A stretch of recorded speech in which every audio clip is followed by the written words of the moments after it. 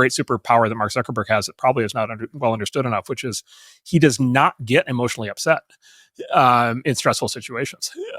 He is able to maintain an analytical frame of mind, even when other people would be, literally bursting into tears and hiding under the table. And I've seen that many, many times. It's just like I've the company's been through a tremendous amount of both good and bad, things over the last, I've been involved almost for 20 years, and we've been through almost everything good and bad, and I've literally not once seen him raise his voice.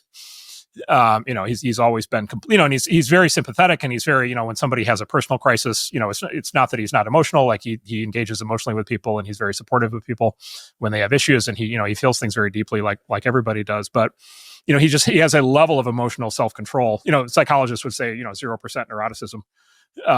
He just doesn't respond emotionally, and as a consequence, he can keep his head right when everybody around him is losing theirs. And so you've got that. Having said that, we also work with a lot of people who are, let's say, higher in neuroticism, and in particular, often the more creative, people who are super creative are often high in neuroticism. And so sometimes you get we get the artist type, where they're like incredibly creative and they're a fountain of new ideas, and they just have a much more, let's say, direct engagement with their emotions, and they feel things, I would say, more directly or kind of in a more raw way. And so, when things go bad, it really comes down to them emotionally.